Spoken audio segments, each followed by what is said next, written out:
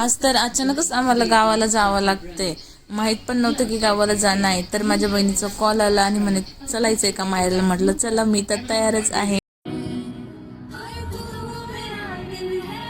माझ्या रिद्धी तर युनिफॉर्मच घातलेला होता. मी त्यांना युनिफॉर्मच मामांच्या गावाला घेऊन गेले.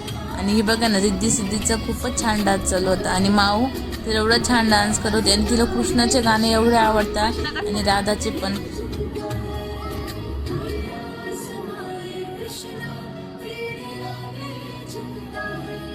अशा प्रकारे आमचा प्रवास चालू राहत राहिला. आणि रिद्धीचे गाणे ऐकून सिद्धींचा डान्स बघून खूपच मस्त वाटत होतं की नाही, माझ्या रिद्धी सिद्धींना देवाचं पण खूप आवडतं. आणि मला खूपच छान वाटलं की यार, सिद्धीला खूप छान डान्स करते आणि रिद्धी पण. मला परत परत रिद्धी सिद्धी म्हणायची की मम्मी राधाचं हे गाणं लाव, कृष्णाचं हे गाणं लाव. त्यांना सर्व गाणं माहिती आहे राधाकृष्णाचे.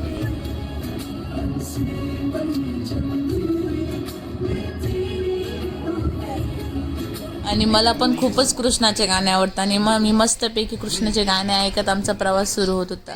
आणि आम्ही रोड आणि खूपच हिरवगार झालेलं होतं रस्त्याने, कारण पाऊस पडतोय फार. आणि मस्तपैकी रोडाने पण खूप हिरवगार झालं होतं. असा आमचा प्रवास करता. आणि त्यामध्ये नंतर रिद्धी दोघं पण खूप झोपले. त्यांची सकाळी झोपच झाली नव्हते.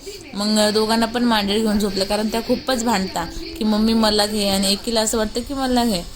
आणि मग काय, आलं माझं माहेर. आणि तिथे मी लहानपणी लावलेलं कृष्णकामा झाडाला 8 वर्षानंतर फुल आलं. खूपच छान दिसत होतं. आणि मला खूप की बाबा, म्हणजे आश्चर्य वाटत होती की बाबा मी लहानपणी लावले झाड आणि त्याला फुल आलेलं, एवढी खुशी होत होती ना. हा झाला माझा व्लॉग. थँक्यू.